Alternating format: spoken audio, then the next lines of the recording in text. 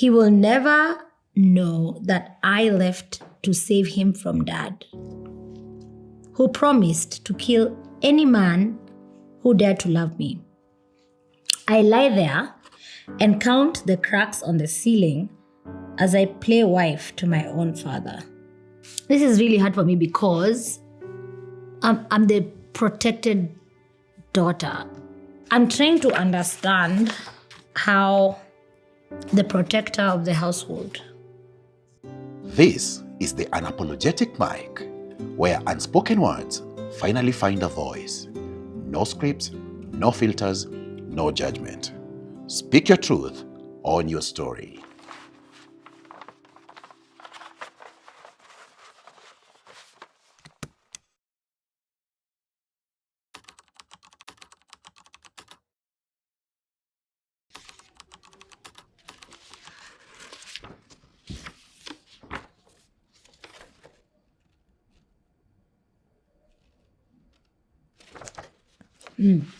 Dear Mom, I hope this letter finds you well. I love you, and nothing will ever change that. I'm writing this letter because my silence has become a poison, and I am suffocating inside it. I had been carrying such a heavy weight in my heart that it became a part of me. But when I met Brian, everything changed. He made me smile in a way I had almost forgotten I could. He held my hand like it was something sacred. With him, the world felt gentle and safe. For a short while, I allowed myself to believe I could be happy like other girls. But I walked away. I broke his heart, not because I wanted to, because I knew what would happen if I did not. He will never know that I left to save him from Dad, who promised to kill any man who dared to love me. Yes, you had me right. The man in uniform. The soldier who has been trained to attack the enemy. The man who stands tall and speaks of honor. He is respected, feared, and even admired, but when the house falls dark and silent and the world outside has gone to sleep, that same man enters my room like a shadow. He doesn't knock, he doesn't speak, he takes.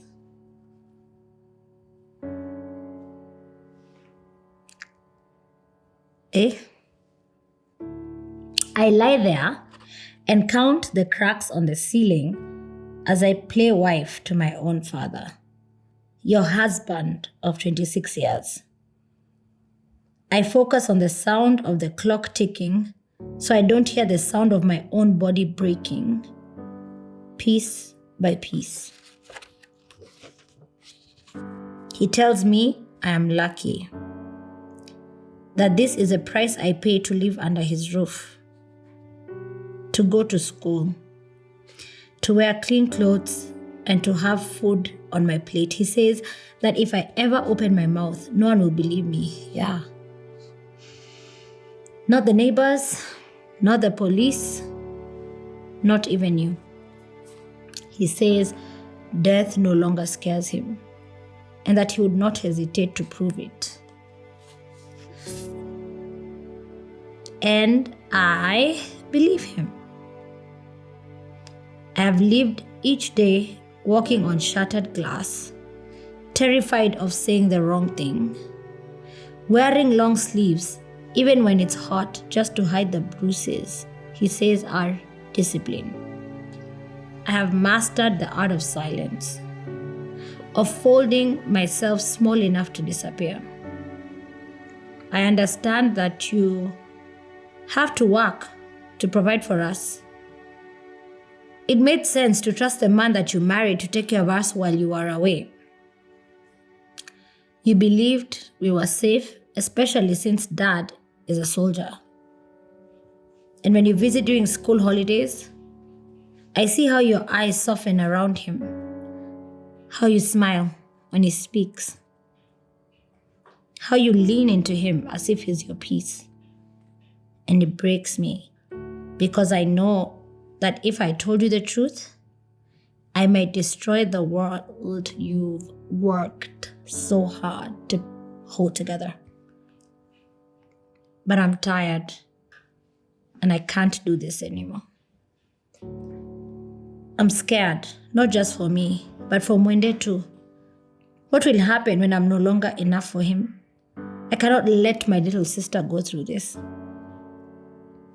Please, Mom, I need you to read this as the mother who once held me and whispered promises of protection and love.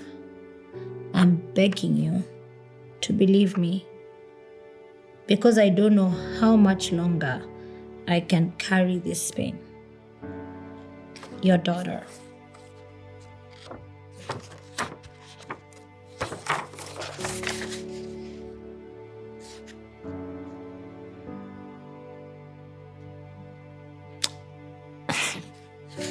What?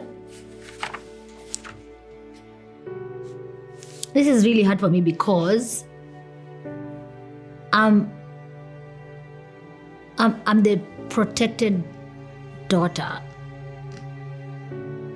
I imagine even the one time my dad's friend who was schizophrenic hit me for not making my bed, some weird thing. And my dad cut him off for life. Baka Amdan was pleading for his life. So I'm trying to understand how the protector of the household would invade such a person is supposed to protect, and it just annoys me. It enrages me. I would live my whole life literally trying to make sure he gets what is coming to him, because he does not deserve to see the light of day and walk around as if he's the most important person. And I think for me,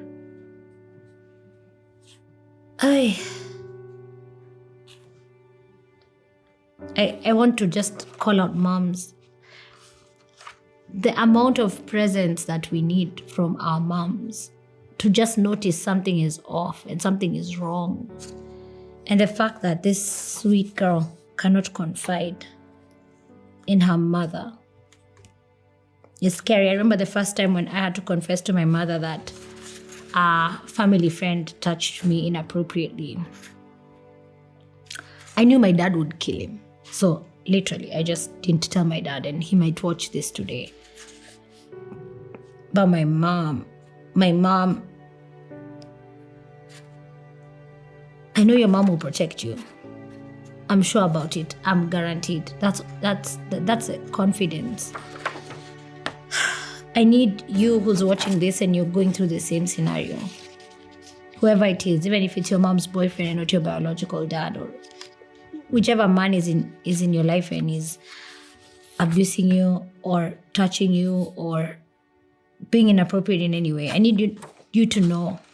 I'm so angry. Okay, I need to chill. I'm so mad I can't even make sentences. Because what the actual hell is wrong with the world? Like, this world is so broken and this is the end of the world. I cannot imagine even seeing my dad's nakedness. This is a really hard letter for me, because I have such a good relationship with my dad, even my late stepdad. Like, I could jump on them, I could hug them, and it's just pure, it's just love, it's just safety, it's comfort, I know I have a protector, and then what is this? I'm having cognitive dissonance completely. I know that my mom and your mom will protect you. I know it for sure, without a doubt. I also feel that categorically, if I was a daughter and I'm in a room and I'm uncomfortable with this person, nobody would make me second guess how I feel. They would immediately remove that person and not excuse their behavior or even not notice that I'm uncomfortable. So I'm wondering what that relationship is as a family, the artificial nature of the relationship where you guys are in one room and nobody is noticing that it's awkward. It's just, there's something broken within that. But I think the one part I really relate is having a corporate mom and just the busyness and awareness of it. I think that's one thing that really caught my attention, where mother needs to go and work and is not present for girls who are in their maturity age, or even whatever age. And that is so hard. Growing up with a corporate mom sucks. It does, because then you have to be raised either by a house help or by a monster like this one.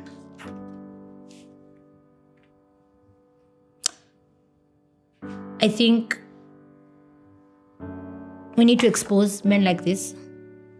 And I think there must be ways that they get punished to never do that to anybody else. I think if there's anything I can do about it, I would. I would not relent to fight for you. And I admire how you're fighting for your sister. That's really big. Just making sure that your sister one day doesn't go through what you've been through. Because physical abuse stays with you forever and ever. And even if you forgive yourself and you forgive the person, it stays with you. It's not something you can control, alt, delete, and completely forget that happened. I know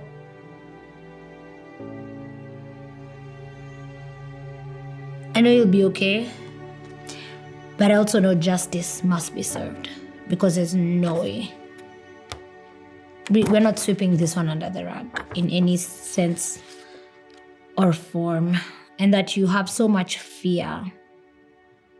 He tells me I'm lucky that this is a price I pay to live under his roof, to go to school, to wear clean clothes and have food on my plate. He says that if I ever open my mouth, no one will believe me. I believe you. If that matters, I totally believe you, because I know there are monsters in this world.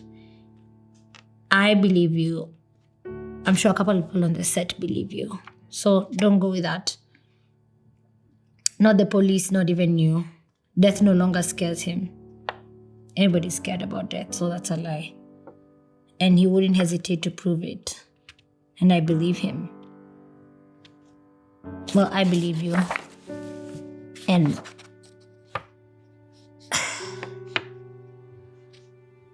I know that in a sense you can still have your life back again. I know you can meet a man who knows his role is to protect you and to cover you. I know you can meet a man who wants to just cover you and be present in your life. I know you can meet a man who understands that you will be cherished. I know Brian, who you spoke about,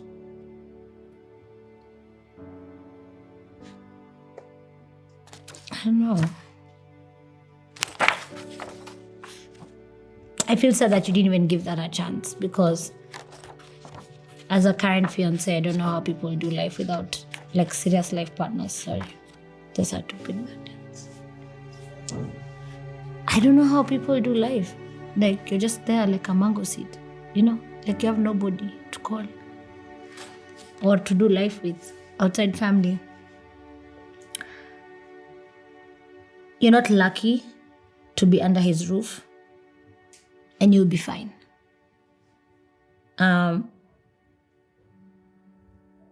There's a God of justice, even if the world never gives you justice. I want to guarantee you that there's a God. There's a God of justice. And I can't imagine when he takes it up, if nobody ever takes it up. But I want to encourage you, my sisters, and I read this as a daughter. Speak out. Silence doesn't help. Speak out. Speak until you become that broken record, Tell them what they've done to you. Be brave. Walk up to them. Punch them. Make noise. Get a community around you. Silence.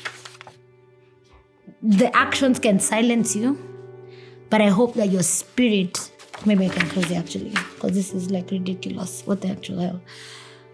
I really feel like your spirit cannot be broken, that you must fight for your life because you're still alive. Fight for your dignity, fight for the truth, fight for Mwende, fight for me, fight for the other girls who are coming up, who have no power. And I want to repeat this. I reiterate it all the time. It's not all men. You've met some men. You've met a bad man. But there are good men who God is using in various ways in the world. So do not give up. Do not be silent anymore. I want to say, I believe you. And if that helps, let's do something about it. Don't be quiet. Don't be quiet about it. It's shaming. You feel ashamed because there's something so precious has been taken away from you. What if you are robbed? Would you just be quite like, oh, that's been taken? Because that's what he's been doing. He's been robbing you of your childhood, of your womanhood. That cannot go unpunished. Not by God, not by... Make all the noise you can.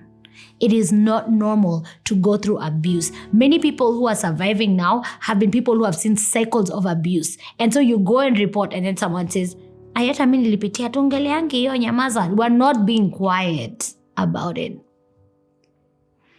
Yeah. I haven't gotten justice for my own perpetrator, but I see how much he's suffering. And I'm like, thank you, God. Yeah. I'm always so happy. He's so poor. Like he's suffering. Just like guy. Oh, he doesn't have children. He's just struggling. God is a just God. I'm not a person who will take away life. But I wish you well. I believe you, if it matters. Because you believe him and you believe the wrong thing, I believe you. You can fight for your life. I'm happy that this is one step. Something shared, it's like half solved. And I hope it heals you to talk about it. I hope it heals you to see that there's someone who believes you. It's not normal. It's not right. He's not doing you a favor. And I pray to God that justice is served for you. I pray to God that your mom does something about it. Yeah.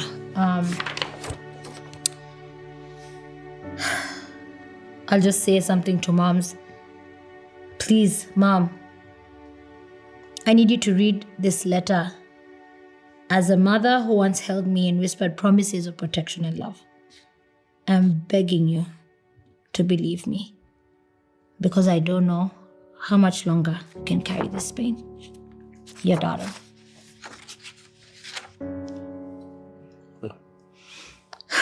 That letter was so sad. I can't even cry. I'm mad. Like, yeah. It's rage for naeza wapiga nyi wote, but amjadu kitu. You know? I need somewhere to vent and just be angry. Why did you make me read it before? But it pains. No. Yeah. Yeah! That's what I need. Sorry, sound. Mbona mkunipea ni read? Like, ninge process. Like, this is this world. Like, that is just so much crap. Yeah. Like, I walk confidently in this world because if you bully me, my dad will kill you. Like, you just, like, hurt my feelings. Like, I was in class 7, and this guy called me a lesbian. I don't know why he called me a lesbian, because I didn't want to date him. And I went home and told my dad. Actually, he said that. Class 7? Yes, I was in class 7. I remember, 7. Yes, I was in class 7, 73. He called me an effing. Are we still rolling? Yeah. Western rolling. He called me an effing lesbian. I went home and I told my dad. The next day, my dad was in school. He didn't even go to the principal or where. He walked into class and knocked and said, "Where is this guy, he's still my friend, so I can't say his name, but he called me that. And he's a kissy. Anyway, so he walked out of class with my dad, and my dad literally talked to him, and when he came back, he looked like a chicken that had been rained on. My dad stands on business. Yeah. So I'm like, even this thought, like, my dad cut off his closest childhood friend because, and literally he hit me because he had a mental problem. Schizophrenic people have like OCD. So he walked past my room, we were hosting him, and he saw I haven't made my bed. He called me, "Apoy, kujaba." Then he spanked me. So I was like, "Dad, imagine he spanked me. Where? How? Who?" Told him, "My friend, pack everything now. Pack everything." And akamlipia fia akamwambia, usiwai rudi huku tena. And he cut him off to date. So I don't know any other way of living with a man other than as a protector. I don't. So this is so crazy. Yeah. It's so crazy. Yeah. I can't even tell like my old man about it. Like I just know utapigwa. You know, like you're dead. Like, hello, daddy, rest in peace, you know? Like we're planning your funeral. Yeah. So just the thought of the perversion of a man who can literally remove his penis and put it inside a small girl's, it's not. Yeah. I don't live in another world. I know these things happen.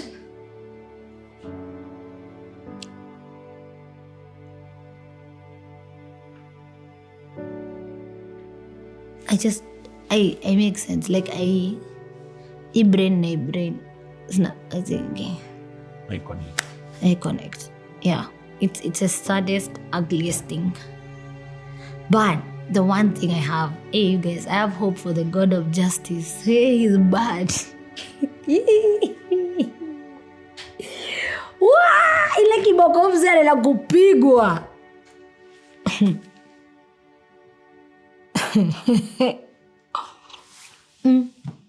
Sina maoni.